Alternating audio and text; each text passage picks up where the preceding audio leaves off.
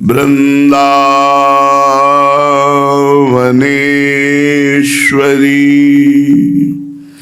तवैव पदारविंदम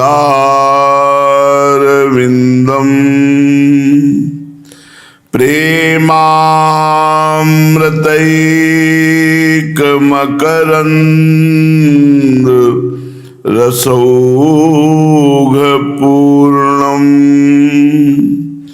हृद्यर्पितं मधुपतेः स्मरतापमुग्रं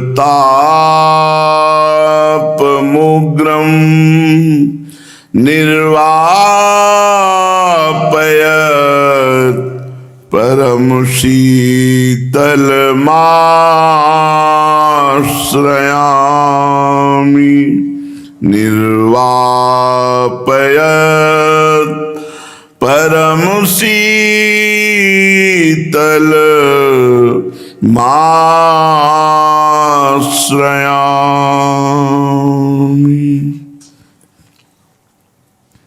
परम सच्चिदानंद घन प्रेमानंद स्वरूप नवनिभृत निकुंज महामहिम परम पावन श्री वृंदावन धाम के लाडिले युगल सरकार प्राणाराध्य प्राणप्रिय श्री प्रिया प्रीतम जो समस्त सहचरी वृंद खग मृग पशु पंछी तरुलता श्री यमुना रसरानी रजरानी समस्त ब्रजवासी परिकर के चरणों में कोटिशाह प्रणाम कोटिशाह नमन नमस्कार। हम श्री जी के हैं, हमारी श्री जी हैं। ये वृत्ति हर समय बनी रहनी चाहिए। ये जपना नहीं है, कहना नहीं है, ये वृत्ति बनी रहनी चाहिए। जैसे हम शरीर से तदात्म करने के कारण अपने को स्त्री या पुरुष, तो हम कभी जपते नहीं कि हम स्त्री हैं या जपते नहीं कि हम पुरुष हैं, पर कभी भूलते भी नहीं। ऐसे हम श्री जी के हैं, श्री जी हमारी हैं। हम किसी के नहीं, कोई हमारा नहीं। ये वृत्ति अंदर आ जाए तो बहुत उच्च कोटि की आध्यात्मिक यात्रा प्रारंभ हो जाए। फिर समझो, इसे जपना नहीं है, इसे बोलना नहीं है। बोलो, कोई निषेध नहीं है, लेकिन हम जो बोल रहे हैं वो इस भाव को बोल रहे हैं। जैसे हम शरीर भाव में अपने को स्त्री पुरुष कभी जपते नहीं, ध्यान नहीं धरते और कभी भूलते भी नहीं। जैसे सो के जगते हैं तो हमको ये जानना नहीं होता कि मैं पुरुष हूं कि स्त्री। स्वभाव में बैठा है, मैं पुरुष हूं, मैं स्त्री हूं। ऐसे ही हमारे स्वभाव में बैठ जाए कि मैं लाडली लाल की हूं, लाडली लाल मेरे हैं, लाडली लाल के सिवा मेरा कोई नहीं और लाडली लाल के सिवा मैं किसी का नहीं। ये बात अंदर स्वभाव में बैठ जाए तो बहुत जोर की बात है। इसी से सेवा सुख मिलता है श्री जी के चरणों का। यहाँ साधनाओं का तो प्रवेश नहीं है, यहाँ अपनेपन का, इस कोटि का अपनापन कि हे प्रियाजू आपके सिवा कोई हमारा नहीं, ये अंदर आ जाना चाहिए। और आपके सिवा मैं किसी का नहीं। अब इसकी जांच कर लो तो उत्तर मिलेगा, प्रियाजू के सिवा सब कुछ हमारा, प्रियाजू के सिवा सबके हम, पत्नी के, पुत्र के, भाई के, मित्र के, परिवार के, पर प्रियाजू के नहीं। प्रियाजू के सिवा घर संपत्ति रुपया पैसा नाना प्रकार ये सब मेरा। और यहाँ अध्यात्म में इसका उल्टा एकदम है, ये सब मेरा नहीं, ये सब प्रभु का दिया हुआ है। सेवा संपादन करने के लिए, कर्मयोग की पूर्ति के लिए हमें ये सब सामग्री मिली है, प्रभु की तरफ से। जब हमारा किसी व्यक्ति, वस्तु, स्थान पर अपनापन नहीं रहेगा तो हम अपने आप जीवन मुक्त हो गए, क्योंकि जीवन मुक्त थे, जीवन मुक्त हैं, जीवन मुक्त रहेंगे। पर जीवन मुक्तता में जो बाधा है वो किसी भी एक व्यक्ति, एक वस्तु, एक स्थान पर मेरी है, बस ये बाधा है। कहीं अहमता ममता न रह जाए। संपूर्ण अहमता ममता प्रभु के चरणों में समर्पित हो जाए तो जीते जी मुक्त हो गए, जीवन मुक्त हो गए। बस ये वस्तुओं की ममता शक्ति, व्यक्तियों की ममता शक्ति, भोगों की ममता शक्ति, यही जीवन मुक्त नहीं होने दे रही।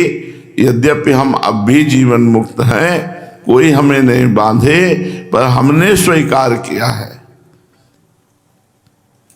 वस्तु, व्यक्ति, स्थान की स्वीकृति को भगवत स्वीकृति से नष्ट कर दो।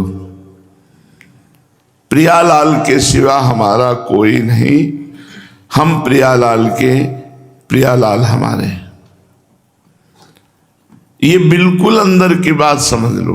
भाई जी महाराज कहते हैं कि कोई समझे या ना समझे, सबसे हमारी समझ भली, ठाकुर नंद किशोर हमारे, ठकुराई वृष भानु लली। ये बात हृदय में बैठ जाए, हमारी प्रिया जो, हमारे लाल जो, ये बैठा लो। इसी से भगवत प्राप्ति होती है। चाहे जितना बड़ा भजनानंदी हो, मूर्छा के समय, नींद के समय, मृत्यु के समय, इसमें केवल भगवत कृपा काम करती, अपनी साधना नहीं। साधना तो बहुत जोर की कर रहे हैं भरत जी महाराज। चक्रवर्ती सम्राट पद त्याग कर राजा है, रानियों का त्याग करके राजा हैं, खजाना त्याग करके, प्रजा त्याग करके, गंडकी नदी के किनारे एकांत भजन में लगे हैं। लेकिन ममता हो गई हिरण से, तो अगला जन्म ममता ने हिरण का करवा दिया। हम प्रभु के हैं, प्रभु हमारे हैं, यही हमें भगवत प्राप्ति कराता है। साधन तो छूट सकते हैं, असाधन हमसे हो सकता है कि जो साधना के विपरीत भाव है उनको हम स्वीकार कर सकते हैं, क्योंकि हमारा गंदा स्वभाव रहा है। तो अब हमारी भगवत प्राप्ति होगी प्रभु के दिव्य आश्रय से। ये दिव्य आश्रय है, अलौकिक बात है। ना कोई व्यक्ति, वस्तु, स्थान को लेकर, केवल प्रभु से प्रभु को पाने के लिए अपनापन, केवल प्रभु से प्रभु को पाने के लिए अपनापन, इसी से भगवत प्राप्ति होती है। मान लीजिए हमारी बात। अपनापन जगत में है तो चाहे जितना साधन कर लो, भगवत प्राप्ति होने वाली नहीं। और उसी जगत के वस्तु, व्यक्ति, स्थान में अपनापन अपने स्वामिनी जी के चरणों में, तो खूब व्यवहार करो, खूब परिवार पोषण करो, धर्म के द्वारा धन कमाओ, ठीक से अपने कर्तव्य का पालन करो। आप कभी दुर्गति को प्राप्त नहीं होंगे, क्योंकि आपने अपनी बात बना ली। क्या? हम प्रभु के थे, प्रभु के हैं, प्रभु के रहेंगे, प्रभु के सिवा हमारा कोई नहीं। अव्यक्त भगवान रहते हैं, व्यक्त उनका नाम रहता है, रूप, लीला, गुण, ये सब आ जाएंगे जब व्यक्त नाम को पकड़ लोगे।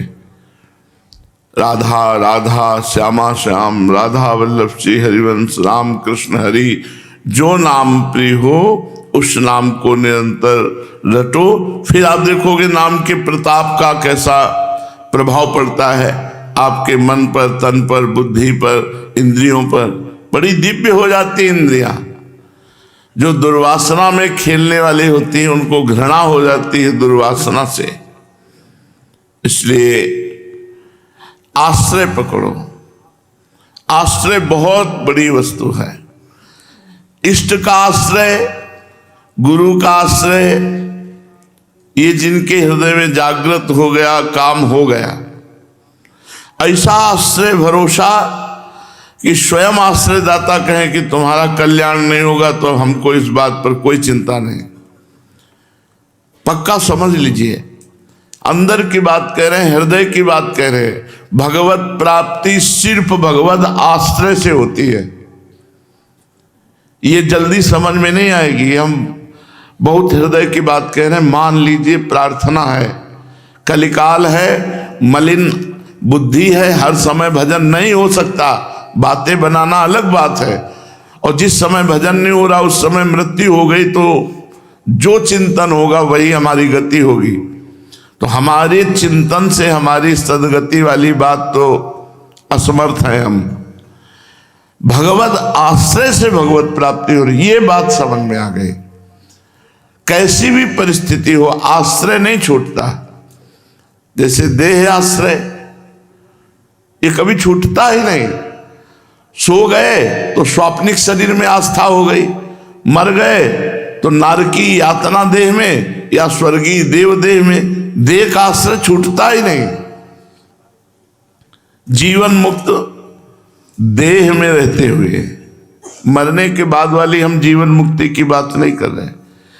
शरीर में जीते हुए द्वंद्वों को जीत गया, द्वंद्वों से परास्त नहीं हुआ, वो जीवन मुक्त महापुरुष है। आश्रय में बहुत आनंद है, बहुत आनंद। बस आश्रित रहो, यही आश्रय है कि श्री जी के सिवा हमारा कोई नहीं, हम श्री जी के सिवा किसी के नहीं। सदा सनातन इकरस जोरी, महिमा निगम न जानी। ये सनातन दिव्य महिमामयी प्रिया प्रीतम की जुगल जोड़ी है, यह आश्रय से प्राप्त होती है। यह जोड़ी अविचल वृंदावन नाहिन आन सुकाज। बस इस प्रिया प्रीतम के चरणारविंद नाम लीला गायन, उनकी सेवा, नाहिन आन सुकाज। किसी और का आश्रय मत ले लेना। एकमात्र होए अनन्य, एक व्रत गाहो। अनन्य होकर अपने इष्ट देव के एक व्रत में स्थित हो जाओ, बहुत निर्भय हो जाओगे। हम कैसे तुम्हें बताएं, हमारे पास शब्द नहीं है वो जो कहना चाहते हैं, क्योंकि वह अनिर्वचनीय है तो शब्द ही नहीं मिल रहे।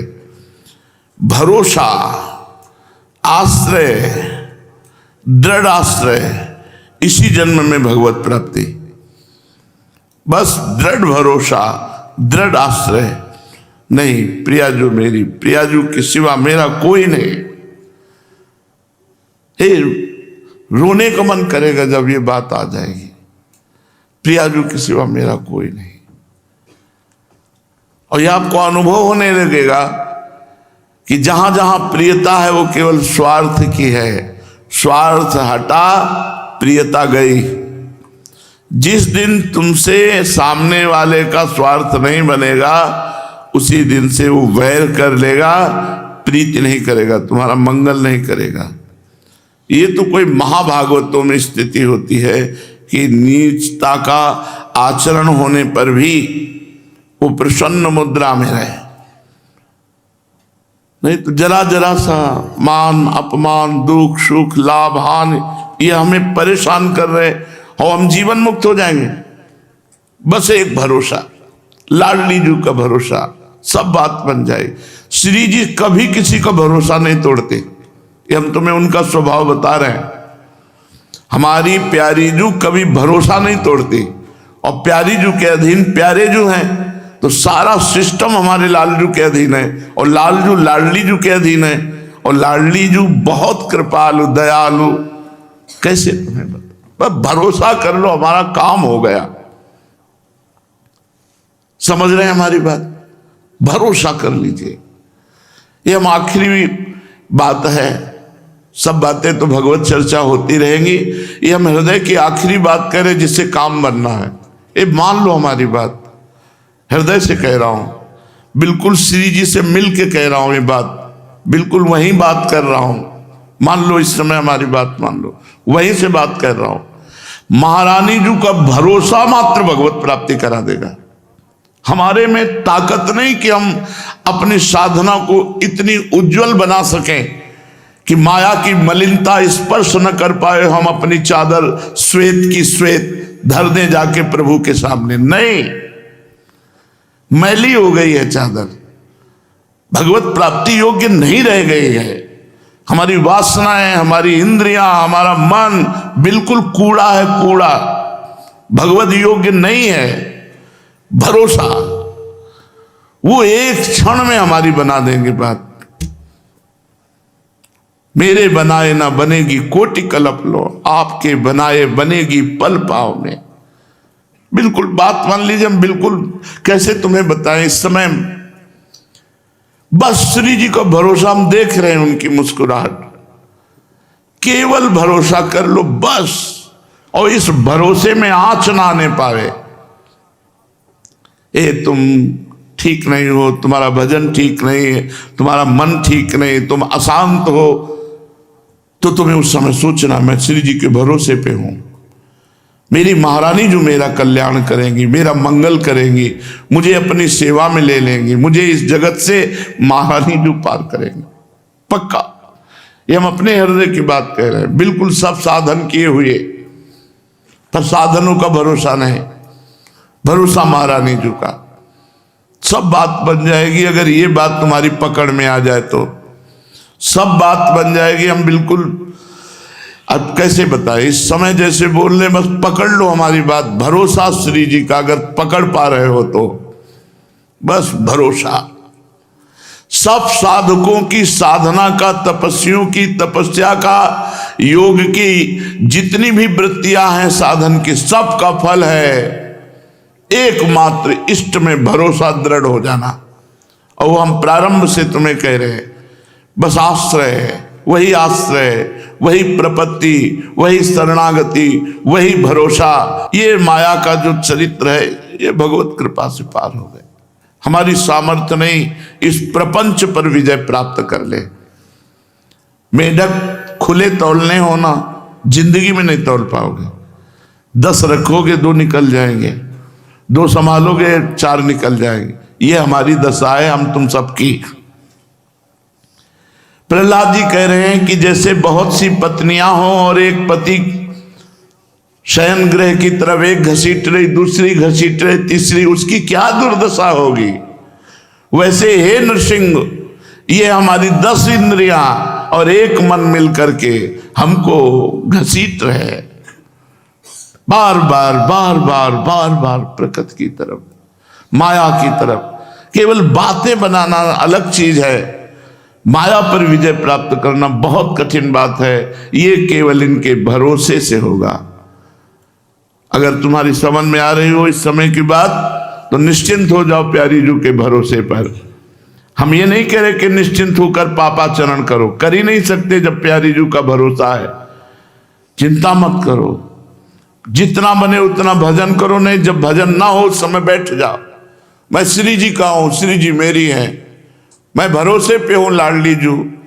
आज तक हमने सुना है कि आपका जिसने भरोसा लिया, आपने भरोसा नहीं तोड़ा, मैं आपके भरोसे पे हूं, बस हो गया काम। दृढ़ भरोसा, दृढ़ भरोसा, बस दृढ़ भरोसा ही हमारे इस समय गूंज रहा है दिमाग में। दृढ़ भरोसा महारानी जी का हूं, प्रिया जी का हूं। संबंध गुरु जी के द्वारा मिलता है, भरोसा अपना होता है। जिससे हमारा संबंध श्री जी की, मैं सहचरी हूं, ये मेरी सोच नहीं है, ये मेरा भाव नहीं है, मेरे गुरुदेव ने दिया है। जब गुरुदेव ने दिया है तो इष्ट को बरबस ये संबंध स्वीकार करना ही पड़ेगा। वो अपनी बात पीछे रख देते हैं, अपने प्रेमी जनों की बात पहले रखते हैं।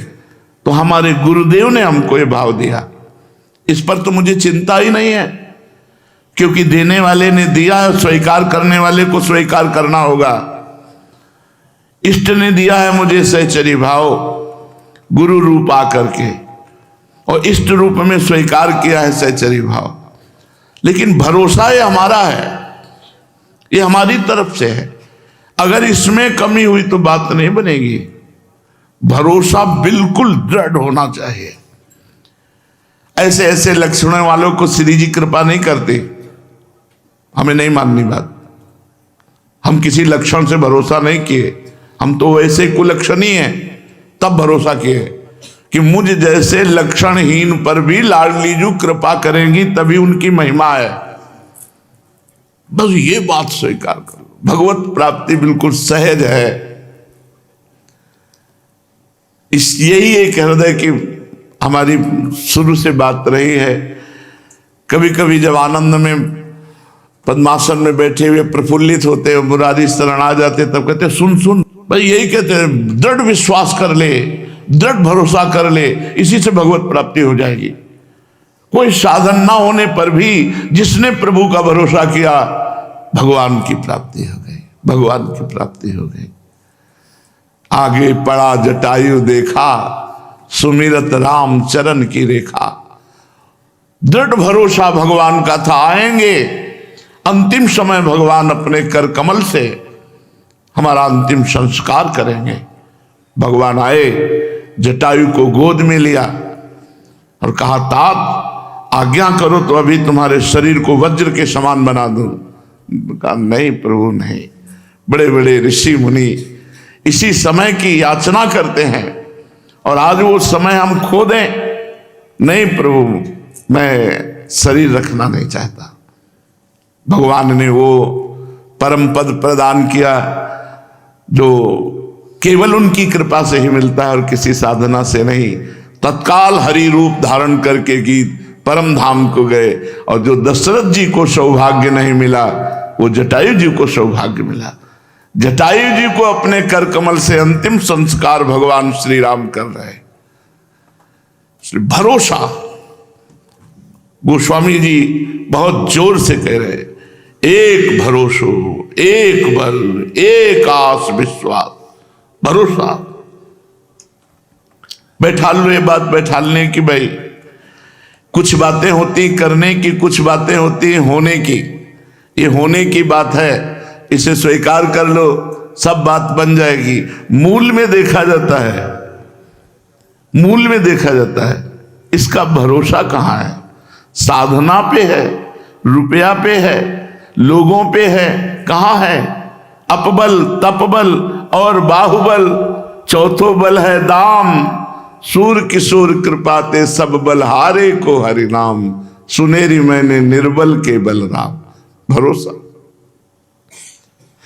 जिस समय हृदय में केवल भरोसा जागृत हो जाए, आप देखेंगे आनंद की बाढ़ आ जाएगी। ये सब साधन एक तरफ, भरोसा एक तरफ। कभी एकांत में बैठकर भरोसे का चिंतन करो ना। मैं प्रभु के भरोसे हूं, आप देखना कितना आपको आनंद मिलेगा। आनंद सिंधु का भरोसा, अच्छा उनको कोई बताने की जरूरत थोड़ी है। आपके अंदर जो भरोसा भाव उठा, वही वो बैठे हुए हैं। सही पूछो तो वही दे रहे हैं, तभी ये भरोसे का भाव आ रहा है। हम श्री जी के हैं, कितनी बड़ी बात हो गई। हम महारानी जी के हैं, श्री जी हमारी हैं। आप देखना तो इसका फल देखना, इस वृत्ति का फल देखना। ये हमारे प्रभु प्रेरित कर रहे हैं। सौभाग्यशाली जन इस बात को सुन रहे हैं और महासौभाग्यशाली जन इस बात को पकड़ पाएंगे कि हम कह क्या रहे हैं, हमारा कहने का आशय क्या है, हम अंदर से क्या चाह रहे हैं। बहुत जल्दी आप निर्भय हो जाएंगे, निश्चिंत हो जाएंगे, निशोक हो जाएंगे। भरोसा, दृढ़ भरोसा, बस विश्राम समझो जीवन का।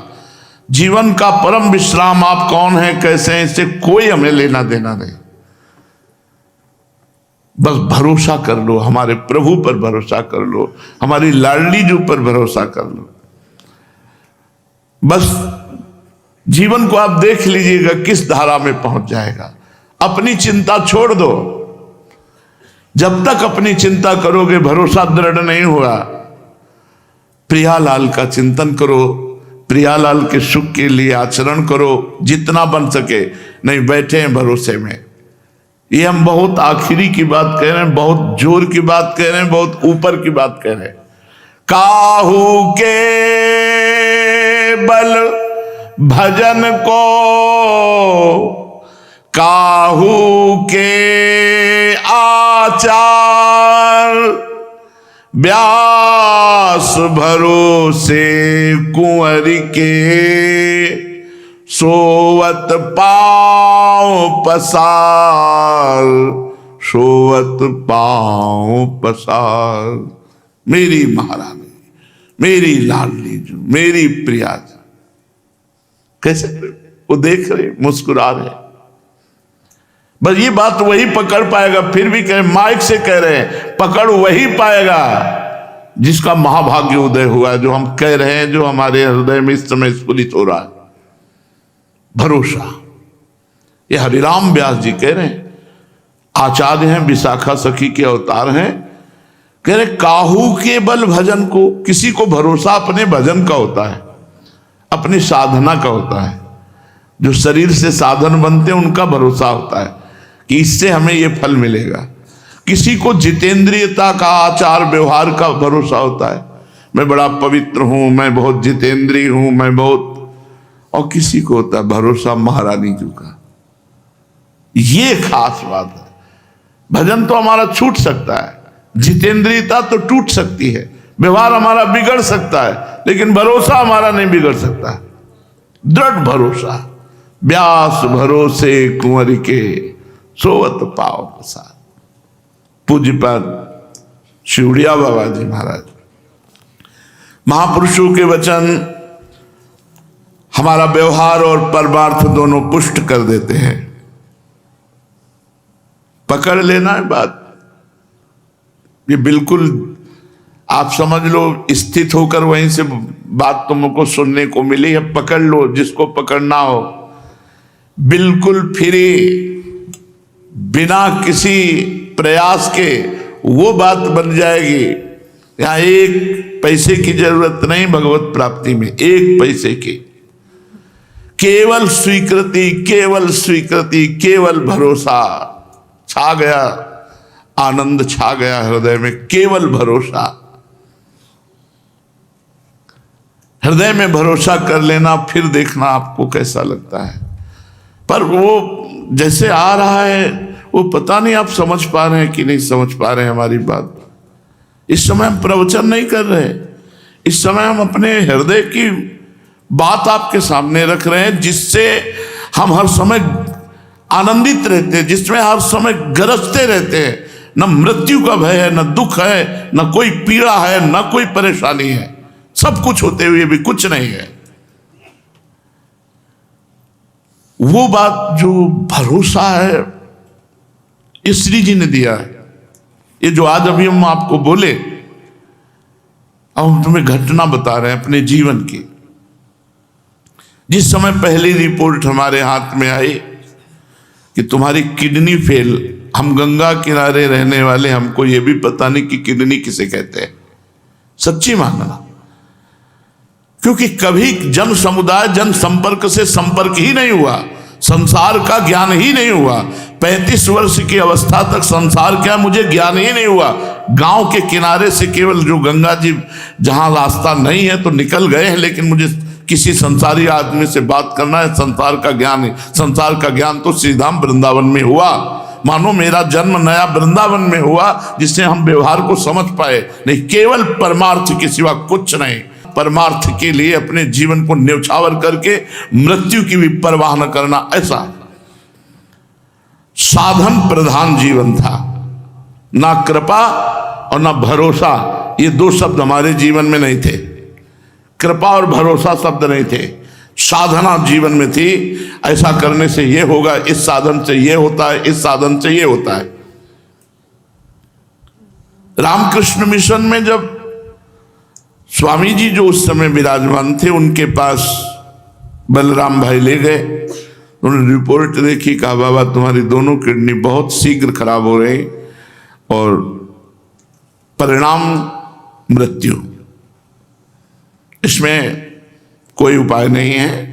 शायद उस समय डायलिसिस उपलब्ध नहीं होगा, क्योंकि इस शब्द का कहीं भी ना दिल्ली में उच्चारण हुआ था ना यहां हुआ था। तो उनका इसका मतलब मृत्यु कितने दिनों में, वह कभी भी हो सकती है। उन्होंने ऐसा कहा रामकृष्ण मिशन में स्वामी जी ने। बस वो रिपोर्ट लेके आए, 1 रुपया हमारे पास नहीं, एक व्यक्ति पानी देने वाला नहीं। वही बलराम भाई जो शाम तक आते, कभी 9 बजे पूछते थे कुछ खाया, कुछ मिला भिक्षा में। अगर हम ऐसे कह देते तो भाग जाता, तुरंत कुछ न कुछ जरूर लाता और खाता। आज तक वैसे ही श्रद्धा एक व्यक्ति है जो पहले दिन वृंदावन में मिला था और आज तक वैसे ही समर्पण, वैसे ही भाव, तनिक भी कहीं किंचित भाव में अंतर नहीं। सुधा निधि का पाठ शाम के करते थे, चतुरासी जी सेवकवाणी का पाठ सुबह करते थे। 1.25 घंटा सेवकवाणी, 1.25 घंटा चतुरासी जी, और 2 घंटा लगभग सुधा निधि। सुधा निधि का गान कर रहे थे 4 बजे। एकदम भाव में आया कि ब्राह्मण के घर जन्म हुआ, बचपन से भगवत मार्ग में निकले, साधना। तो जो काशी का काम था वो तो भगवान विश्वनाथ जी की कृपा से जैसा हुआ हुआ। अब वृंदावन के कार्य में तो अभी अधूरा हूं।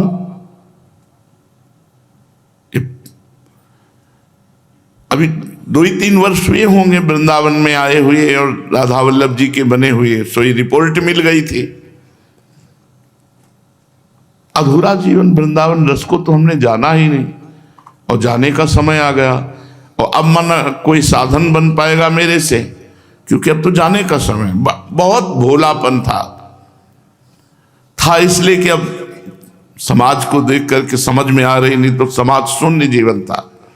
चिल्ला चिल्ला के रोने लगा, एकांत कमरा था, और ऐसी तन्मयता बनी कि हे लाडली बिल्कुल अबोध हो,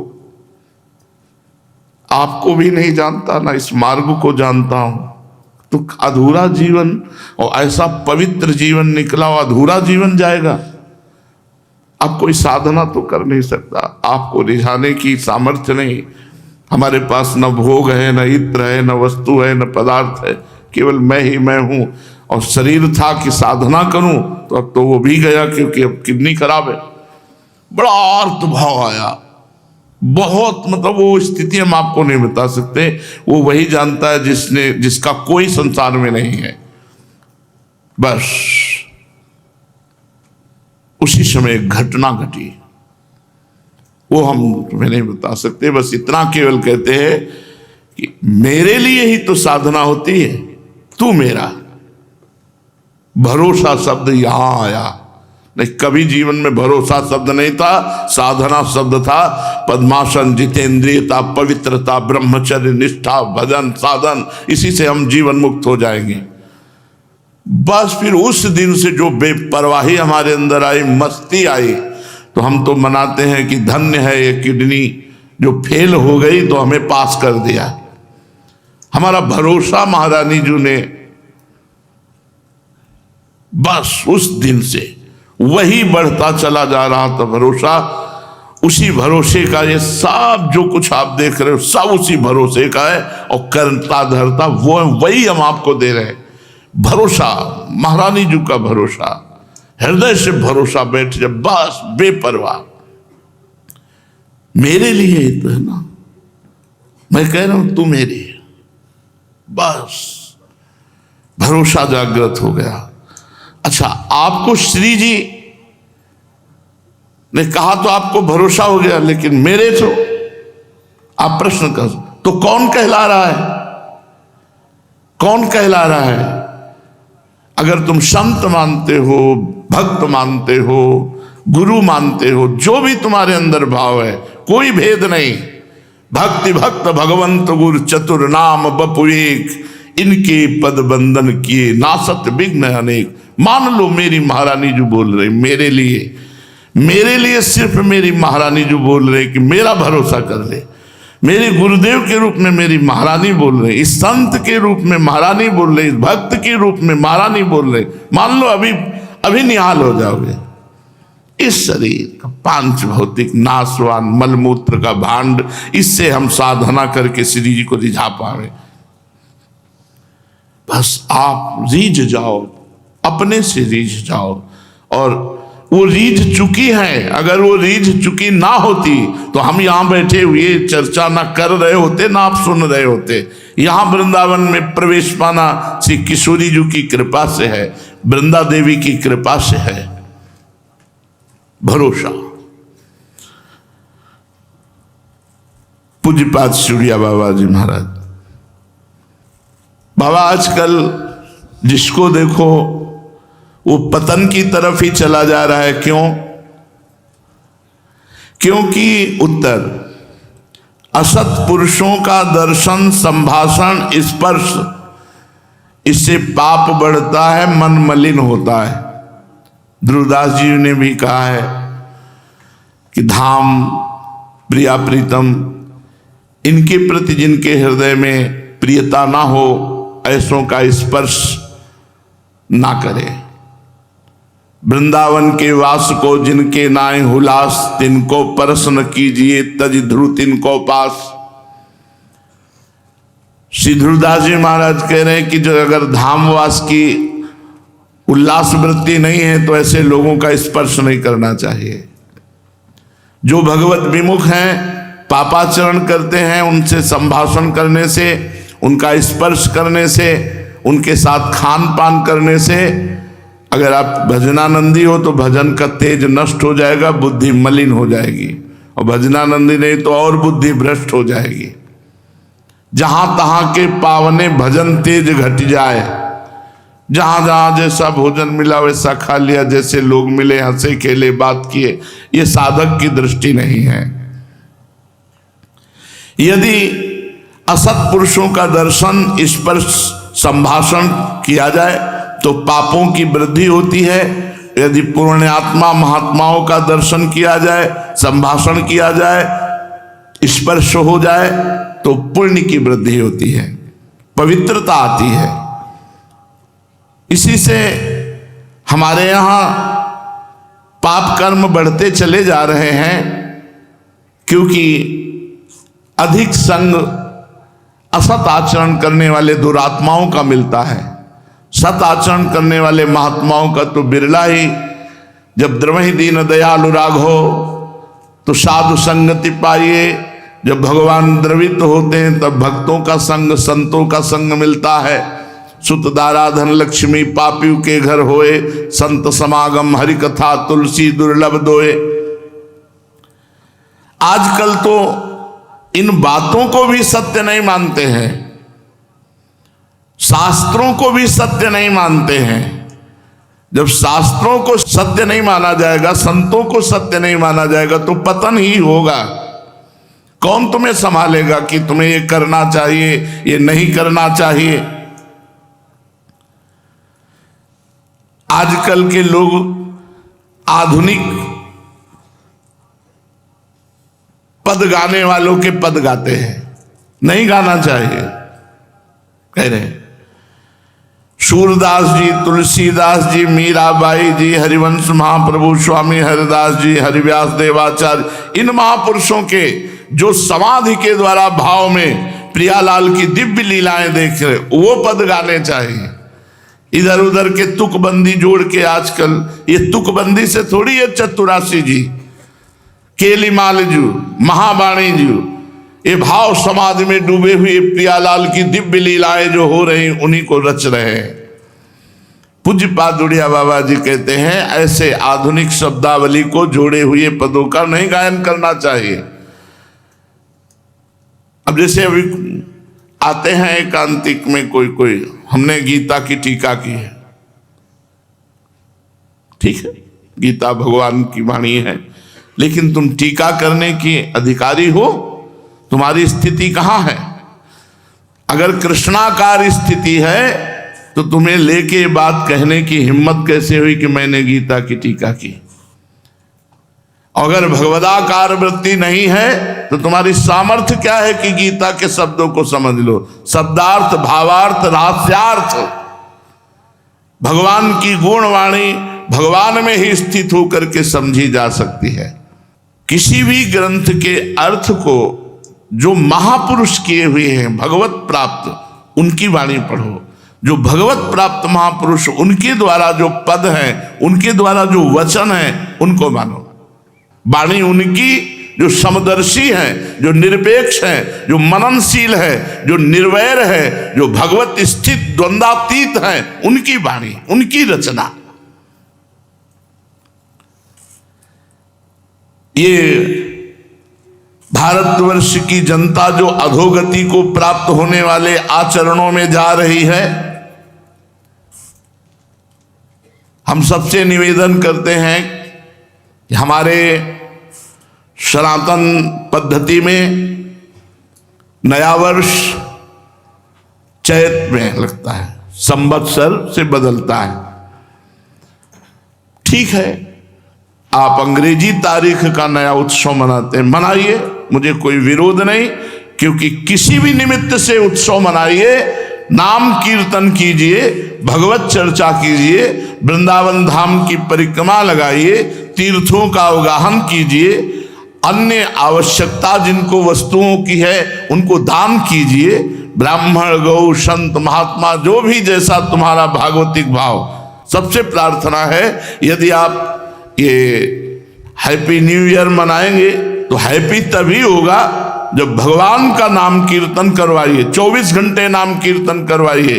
भगवान की 24 घंटे नाम कीर्तन की वृत्ति से जगत मंगल होता है। जहां जहां नाम की आवाज जाती है, जिसके कान में पड़ती है उसके पाप नष्ट होते हैं, उसकी पुण्य वृद्धि होती है, उसका मंगल। यह हैप्पी, यह हैप्पी।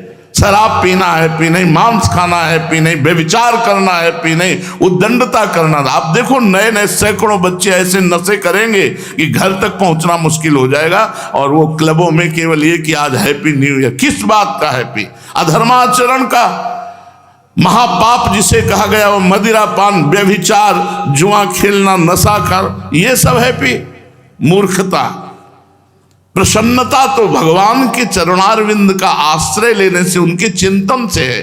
ब्रह्मभूता प्रसन्नात्मा। हैप्पी माने प्रसन्नता, तो ब्रह्मभूता प्रसन्नात्मा, ना कि ये मलिन आचरण करना। इसलिए सबसे प्रार्थना है, इस नवीन वर्ष के प्रारंभ में ही कसम खाइए कि मैं कभी भी, अगर आप मानते हैं इस अंग्रेजी नवीन वर्ष को, हम कहते हैं मानो, मानो, किसी भी तरह मानो, तुम उसे भगवान से जोड़ दो, सब मंगल हो जाएगा। कभी भी किसी भी स्थिति में मैं कभी पराई माता बहनों के साथ व्यभिचार नहीं करूंगा।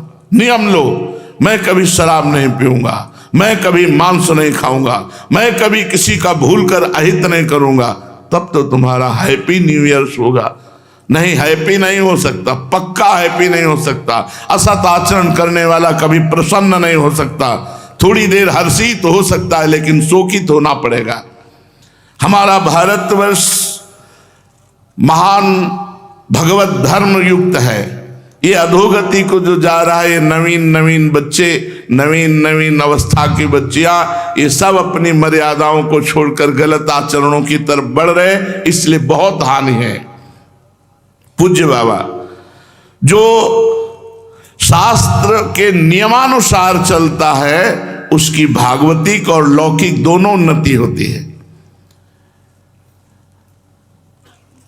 ऐसी धूर्तता छाती है कि हैप्पी न्यू ईयर। धूर्तता, उद्दंडता, मलिनता, अपवित्रता, असभ्यता, ये हैप्पी होगा तुम्हारे लिए न्यू ईयर? ये नया साल तुम्हारे लिए आनंद, नया साल आनंद होगा। घी का दीपक जला करके कलश में रखो और नियम लो कि आज से मैं असत आचरण नहीं करूंगा। 24 घंटे नाम कीर्तन करो, सुंदर सुंदर भोग पकवान बनाओ, भगवान को भोग लगाओ, 10-20 भूखे को पवाओ, सर्दी का समय 10-20 कंबल खरीदो, फुटपाथ में जो सो रहे हैं उनको बांटो और कहो हैप्पी न्यू ईयर। माना तुम्हारी हैप्पी न्यू ईयर हो गया। भगवत संबंध से संकल्प करो, आज से कभी असत आचरण नहीं करेंगे, तो ये बात समझ में आएगी। ये मलिनता के आचरण करने वाले कभी हैप्पी रह सकते हैं, आज हैप्पी मना लो कल डिप्रेशन में जाओगे, क्योंकि पापाचरण कर रहे हो। ये तुम्हें ऐसी जगह ले जाएंगे जहां शोक, चिंता, भय, उद्विग्नता, अशांति, जन्म, मृत्यु ये सब होगा। इसलिए अपने वास्तविक भारत देश का जो हैप्पी न्यू ईयर है वो है संवत्सर। जब संवत्सर बदलता है, चैत की शुक्ल प्रतिपदा, वो हैप्पी न्यू ईयर। लेकिन आप मनाते हो, मनाओ, हम भी आपके में सम्मिलित हैं, पर नाम कीर्तन करो, भगवत यश चर्चा करो, भगवत साधन करो, गौ सेवा करो कि आज साल का नया दिन है, आज 5000 गायों को भोजन पवाएंगे, आज 5000 गरीबों को भोजन पवाएंगे, आज हम अस्पताल में जाके 5000 रुपया देंगे कि किसी गरीब की सेवा में। हमारी जितनी सामर्थ्य है हम उतना ऐसा करेंगे। ये नहीं कि 50,000 की शराब पी के लड़खड़ाते हुए आ रहे हो कि हैप्पी न्यू ईयर। ये गंदी बात अगर हमारी आवाज कान में पहुंच रही है तो आप वृंदावन में बैठे हो या जहां भी हो, हमारी आवाज का अगर जरा भी आप आदर करते हैं, श्रद्धा करते हैं, तो आप कोई भी गलत आचरण नहीं करेंगे। नियम लें। पूज्य बाबा हमें जैसे रोग होने पर डॉक्टर की जरूरत है, ऐसे बुद्धि भ्रष्ट होने पर बुद्धि को शुद्ध करने के लिए हमें गुरु की जरूरत है, हमें संत की जरूरत है। अगर हमारे देश में भगवत प्राप्त महान संत ना हो तो जो पापाचरण हो रहा है ये किसी को भी शांति ना होने दे, किसी को भी चैन से ना रहने दे।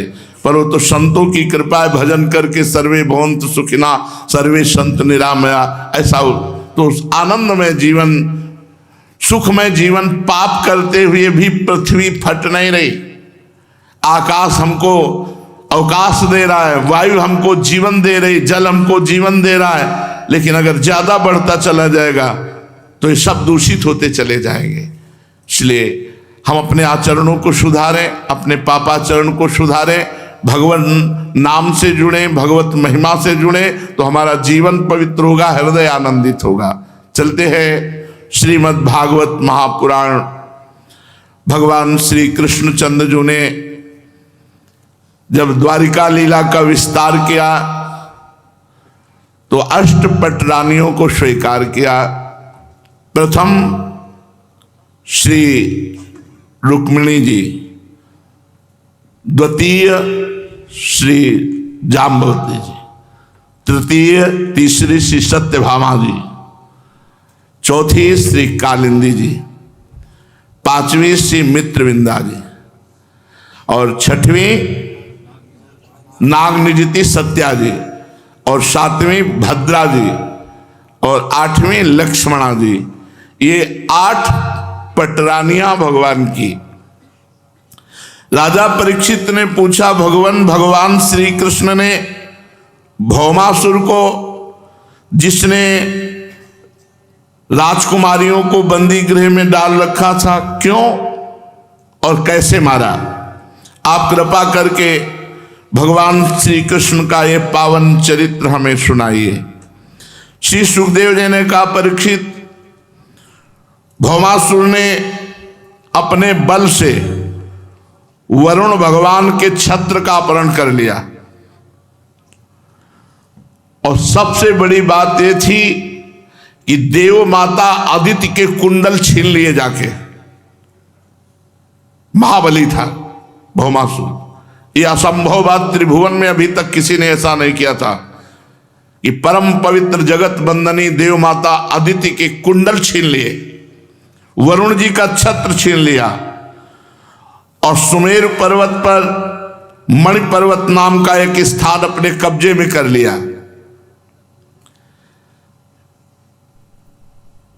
द्वारिका में राजाओं के द्वारा प्रार्थना भेजी जाती, छोटे छोटे राजा कर भगवान से उसकी सब करतूतें बताते भौमासुर की। भगवान श्री कृष्णचंद्र जी ने विचार किया कि बहुत हो गया इसका पापाचरण, जब घड़ा भर जाता है तो फिर उसको फूटना ही पड़ता है। भगवान ने निश्चय किया कि इसका वध करना पड़ेगा। सब सूचनाएं मिलती, किसी भी योनि की किसी भी जीव को कहीं भी जहां ये ज्यादा हाहाकार मचा देता, क्योंकि इसकी मृत्यु सिर्फ भगवान से, दूसरा कोई मार नहीं सकता। तो जहां जाता वहां आतंक फैलाए हुए था भौमा। और जहां ये रह रहा था ऐसी व्यवस्था थी कि वायु भी बिना आज्ञा के प्रवेश नहीं कर सकती, ऐसा ताकतवर भौमासुर। 16,100 कुमारियां जो जिनका ब्याह नहीं हुआ था, ऐसी राजकुमारियां अपहरण करके बंद किए हुए था। ये पूरे त्रिभुवन में जहां कोई सुंदरी नौकन्या दिखाई देती, शायद भगवान का कार्य पूरा कर रहा था। पृथ्वी का अवतार सत्यभामा जी हैं और ये भौमासुर भूमि का पुत्र है। तो सत्यभामा जी से कहा बैठो गरुड़ पर आगे, आज तुम्हारे सामने ही तुम्हारे पुत्र का वध करूंगा।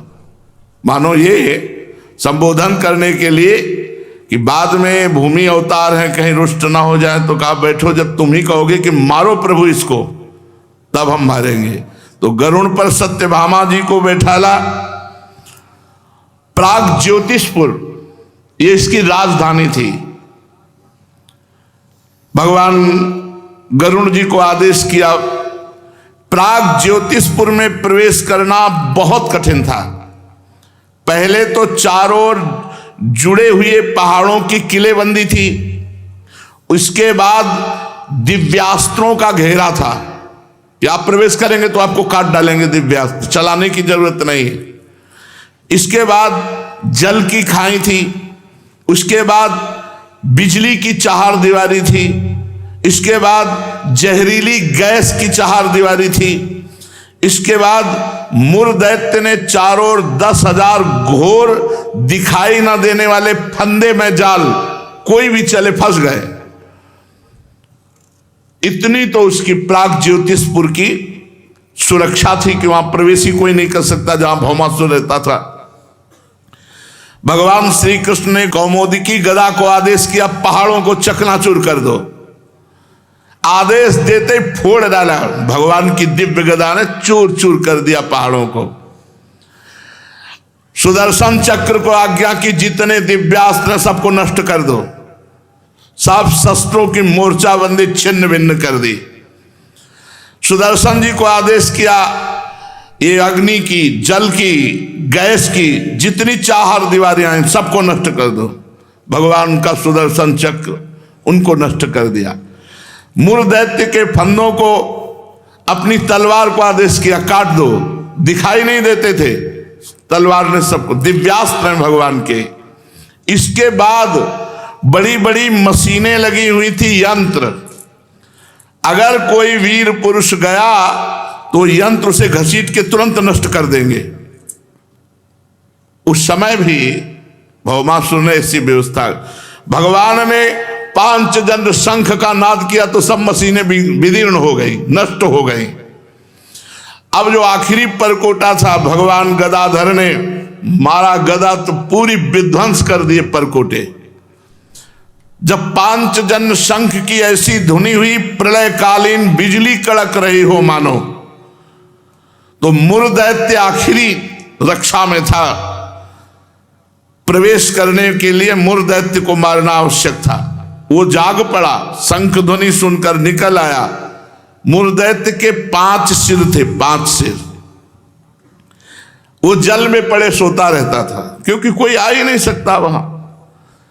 प्रलयकालीन सूर्य और अग्नि के प्रचंड तेज के समान 5 खोपड़ी वाला मूर दैत्य, बड़ा भयंकर, कोई आंख उठाकर उसकी तरफ देख नहीं सकता था। उसने त्रिशूल उठाया और गरुड़ जी पर प्रहार किया। भगवान गरुड़ जी पर विराजमान थे, आगे सत्यभामा जी।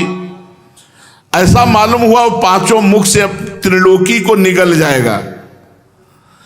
जब गरुड़ जी पर त्रिशूल चलाया और 5 मुखों से सिंहनाद किया, सिंहनाद थरथरा दिया भूमंडल को।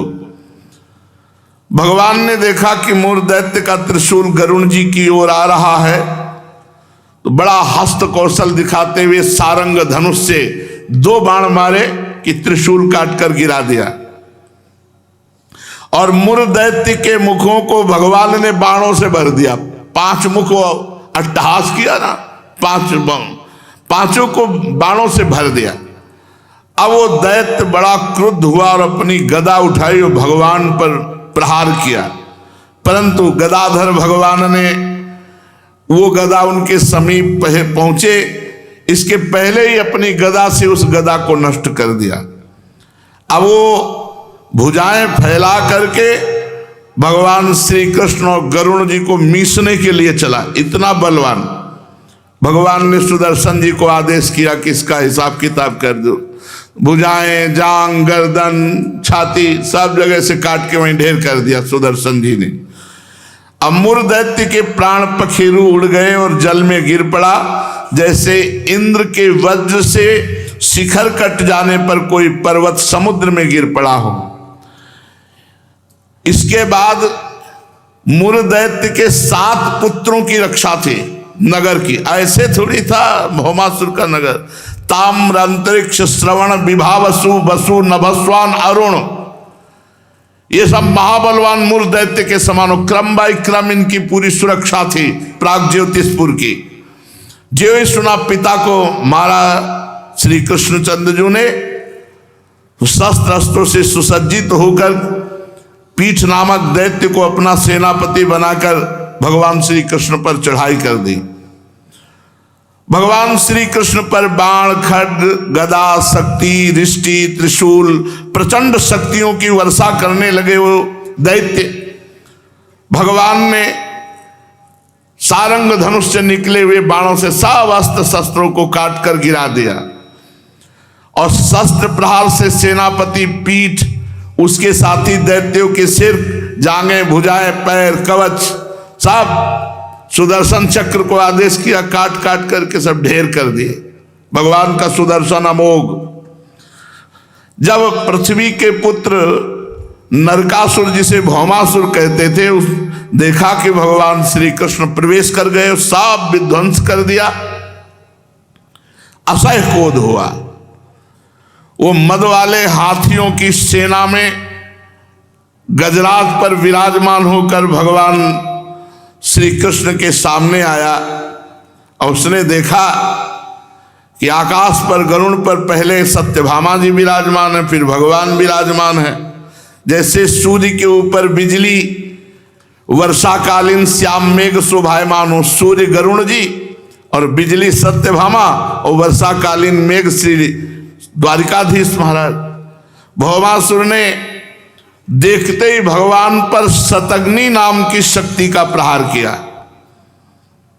भगवान ने सारंग धनुष से अमोघ बाण के द्वारा तुरंत उस शक्ति को नष्ट कर दिया। भगवान ने सुदर्शन चक्र को आदेश किया, जितने इनके सैनिक हैं वो तो बस केवल घूमना है, वहां कोई अस्त्र शस्त्र सुदर्शन जी को नहीं रोक सकता।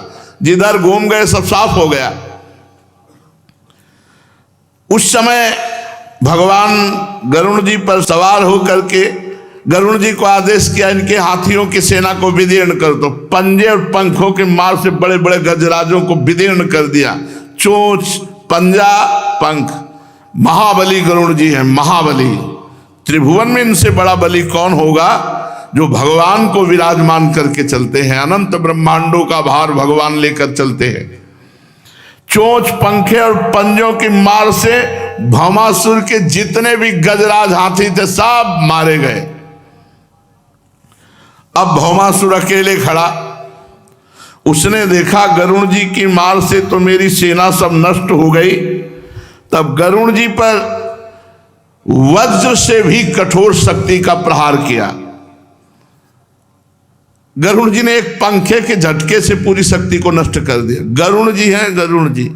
कभी अवसर आएगा तो जब अमृत हरण करने गए ना स्वर्ग लोग, तब इनके बल का विक्रम देखो। वायु देवता, अग्नि देवता, बड़े बड़े देवता, देवराज इंद्र सब कुछ चलाए। देवराज इंद्र ने वज्र चलाया तो इतना बड़ा पंखे छोड़ दिया, कहा तुम्हारे वज्र का सम्मान करता हूं, नहीं तुम्हारे वज्र को अपनी चोंच से अभी चकनाचूर कर दो। गरुण जी भगवान के वाहन हैं।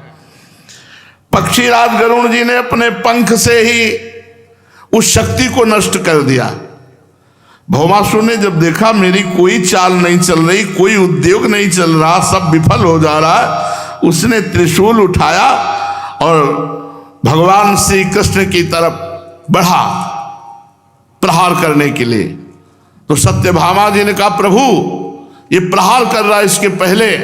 बोले बस बस तुम्हारे आदेश की जरूरत थी, क्योंकि उनको पता नहीं है मेरा पुत्र है, सत्यभामा रूप में है, भूमि पुत्र ही भौमासुर। भगवान ने सुदर्शन चक्र से कहा कि भौमासुर का सिर किरीट कुंडल सहित अलग कर दो। बस सिर कुंडल किरीट के सहित सुदर्शन जी ने काट करके नीचे फेंक दिया। और यही सुदर्शन भगवान के अनन्य भक्त, जो भी अनन्य भक्त होते हैं उनकी रक्षा के लिए होता है, इसीलिए भक्त निर्भय होता है। अम्बरीश जी को थोड़ी पता था सुदर्शन जी पीछे हमारे हैं। दुर्वासा जी ने कृत्या प्रकट की, झपट करके कृत्या को भस्म करके दुर्वासा जी को त्रिभुवन में दौड़ाया सुदर्शन चक्र ने। यही, इससे बड़ा पद कौन होगा? हम हरिदास हैं, भगवान के जन हैं। अब तो भौमासुर के जितने सगे संबंधी सब हाय हाय पुकार उठे, देवता ऋषि मुनि पुष्पों की वर्षा करने लगे। अब पृथ्वी प्रकट होकर भगवान के पास आई। भगवान श्री कृष्ण के गले में वैजयंती के साथ बनमाला पहने हुए जैसे विराजमान थे, तो आई और कहा कि मेरे बेटा भौमासुर ने आदित्य माता के कुंडल उतारे थे, ये कुंडल लीजिए। तपाए हुए रत्न जटित दिव्य कुंडल, और कहा ये वरुण का छत्र और एक महामणि, ये सब दिव्य जो अपहरण करके लाया था। पृथ्वी देवी बड़े बड़े देवताओं के द्वारा पूजित विश्वेश्वर भगवान श्री कृष्ण को प्रणाम करके हाथ जोड़कर भक्ति भाव भरे हृदय से स्तुति करने लगी। पृथ्वी देवी ने कहा नमस्ते देव देवेश शंख चक्र गदाधर भक्ति क्षोपात रूपाय परमात्मन नमोस्तुते। नमः पंकज नाभाय नमः पंकज मालिने नमः पंकज नेत्राय नमस्ते पंकजांघ्रे। नमो भगवते तुभ्यं वासुदेवाय विष्णवे पुरुषायादि बीजाय पूर्ण बोधाय ते नमः। अजाय जनयित्रेस्य ब्रह्मणे अनंत शक्तये परावरात्मन भूतात्मन परमात्मन नमोस्तुते। त्वं वै शिशक्षुरज उत्कटं प्रभो तमो निरोधाय बिभर्य संवृतः स्थानाय सत्वं जगतो जगत्पते कालः प्रधानं पुरुषो भवान् परः। पृथ्वी देवी ने कहा हे शंख चक्र गदाधारी देव देवेश्वर, मैं आपको नमस्कार करती हूं। हे परमात्मन, आप अपने भक्तों की इच्छा पूर्ण करने के लिए उसी के अनुसार रूप प्रकट किया करते हैं। आपको हे श्री कृष्ण मैं नमस्कार करती हूं। प्रभु, आपकी नाभि से कमल प्रकट हुआ है, आप कमल की माला पहनते हैं, आपके नेत्र कमल से खिले हुए और शांतिदायक हैं, आपके चरण कमल के समान सुकुमार और भक्तों के हृदय को शीतल करने वाले हैं। आपको मैं बार बार नमस्कार करती हूँ। हे प्रभु, आप समग्र ईश्वर धर्म यश संपत्ति ज्ञान और वैराग्य के आश्रय हैं। आप सर्वव्यापक होने पर भी स्वयं वसुदेव नंदन के रूप में प्रकट हैं। मैं आपको नमस्कार करती हूँ। आप ही पुरुष हैं और समस्त कारणों के भी परम कारण हैं। आप स्वयं पूर्ण ज्ञान स्वरूप हैं। मैं आपको नमस्कार करती हूँ। आप स्वयं तो हैं जन्म रहित, परंतु इस जगत के जन्मदाता आप ही हैं। आप ही अनंत शक्तियों के आश्रय ब्रह्म हैं। जगत का जो कुछ भी कार्य कारण में रूप है, जितने भी प्राणी अपाणी हैं, आप सबके स्वरूप हैं, सब रूपों में आप हैं। हे परमात्मन, आपके चरणों में मेरे बार बार नमस्कार है। प्रभु श्री कृष्ण जब आप जगत की रक्षा करना चाहते हैं तब रजोगुण को, और जब इसका प्रलय करना चाहते हैं तब तमोगुण को, और जब इसका पालन करना चाहते हैं तो सतोगुण को स्वीकार करते हैं। परंतु ये सब करने पर भी आप इन गुणों से ढकते नहीं, लिप्त नहीं होते। हे जगतपते, आप स्वयं ही प्रकृति पुरुष और दोनों के संयोग वियोग के हेतु काल हैं और उन तीनों से परे भी हैं। भगवान में पृथ्वी जल अग्नि वायु आकाश पंच तन्मात्राएं मन इंद्रियां और इनके अधिष्ठात्र देवता अहंकार और महातत्व, कहां तक कहूं ये संपूर्ण चराचर जगत आपके अद्वितीय स्वरूप में भ्रम के कारण ही पृथक प्रतीत हो रहा है, नहीं तो आप ही आप हैं। भ्रम के कारण पृथक प्रतीत हो रहा है। हे शरणागत भय भंजन प्रभु, मेरे पुत्र भौमासुर को तो आपने कृपा करके परम पद प्रदान किया। अब मेरे पुत्र भौमासुर का पुत्र ये भगदत्त बहुत भयभीत हो रहा है। मैं इसे आपके चरण कमलों की शरण में ले आई हूं। प्रभु आप इसकी रक्षा कीजिए, इसके सिर पर अपना वह कर कमल रखिए जो सारे जगत के समस्त पाप तापों को नष्ट करने वाला है। परीक्षित, जब पृथ्वी ने भक्ति भाव से विनम्र होकर इस प्रकार भगवान श्री कृष्ण की स्तुति प्रार्थना की, तब उन्होंने भौमासुर के पुत्र भगदत्त को अभयदान दिया और भौमासुर के समस्त संपत्तियों से संपन्न महल में प्रवेश किया। वहां जब महल को खुलवाया तो भौमासुर ने बलपूर्वक राजाओं से 16,100 राजकुमारियां छीनकर कैद कर रखी थी। जब भगवान ने उन राजकुमारियों को मुक्त किया तो सब पहला दर्शन भगवान श्री कृष्ण का कर रही। जब से बंद हुई, देखते ही सम्मोहित हो गई और उन्होंने मन ही मन संकल्प किया कि आज तक मैंने कभी कोई साधना की हो, व्रत किया हो, उपवास किया हो, नियम किया हो तो भगवान श्री कृष्ण मुझे पति रूप में प्राप्त हो। मन ही मन भगवान को अपने परम प्रीतम पति के रूप में वर्ण कर लिया। राजकुमारियों ने 16,100 ने प्रत्येक अलग अलग ये संकल्प किया कि श्री कृष्ण मेरे पति हों। हे विधाता, मेरी इस अभिलाषा को पूर्ण करो। और सब ने भगवान के चरणों में प्रणाम किया, भगवान के चरणों का आश्रय लिया। और भगवान सबके मन की बात जानने वाले हैं। भगवान ने उन राजकुमारियों से कहा, तुम निर्भय हो जाओ और तुमने जो कामना की है उसकी तुम्हें प्राप्ति होगी। और सबको सुंदर सुंदर वस्त्र पहनाने का आदेश किया। दासियों ने सुंदर वस्त्र पहनाए। 16,100 पालकियां मंगाई। एक एक राजकुमारी को सुंदर सुसज्जित करके द्वारिका भेजा और वहां से बहुत बड़ा खजाना, रथ, घोड़े, अतुल संपत्ति ये सब भेजी द्वारिका। एरावत के वंश में उत्पन्न हुए वेगवान 4-4 दांत वाले सफेद रंग के 64 हाथी, वो भी द्वारिका भेजे।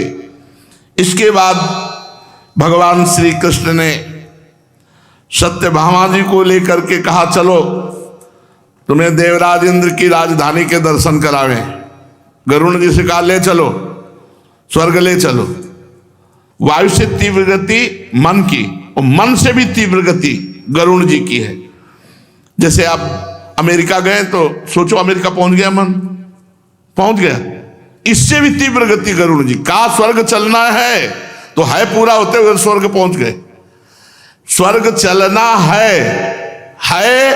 महाराज स्वर्ग आ गया। गरुण जी महाराज ऐसे भगवान के वाहन, ऐसे थोड़ी वाहन की कितने 100 किलोमीटर गिरफ्तार में चलेंगे, कई बजे पहुंचेगा, ऐसा नहीं है। स्वर्ग चलना है, महाराज आ गया। ये तो मन की गति है। आपने ऑस्ट्रेलिया, अमेरिका कुछ भी जो देखा है, आप देखो, सोचो ऑस्ट्रेलिया पहुंच गया मन, मन, और मन से भी कई गुना बढ़कर तीव्र गति गरुण जी की है, और गरुण जी से भी कई गुना बढ़कर के तीव्र गति भगवान श्री हरि की है। तभी तो जब देखा गजेंद्र के पास गरुण ने, तो छोड़ करके भगवान तुरंत गरुण को भी छोड़ दिया और तुरंत बचा, क्योंकि वो डूबने में कितना समय लगता है। महाराज भगवान श्री कृष्ण चंद्रजू देवराज इंद्र की राजधानी अमरावतीपुरी में गए। देवराज ने देखा कि भगवान पधारे, तो इंद्राणी के सहित सत्यभामा और भगवान श्री कृष्ण का पूजन किया। फिर देव माता आदित्य को प्रणाम करके भगवान ने कहा, माता ये अपने कुंडल स्वीकार करो, भौमासुर मारा गया। सत्यभामा जी से कहा, चलो देवपुरी की तुम्हें वाटिकाएं दिखा देते हैं, उपवन, अब जहां अप्सराएं विहार करती हो सुंदर। बताया ये पारिजात है, ये कल्पतरु है, इसकी ये महिमा, इसकी ये महिमा है। सत्यभामा जी ने कहा, हमारे भी उपवन में एक कल्प वृक्ष होना चाहिए। बोले उखाड़ लेते हैं।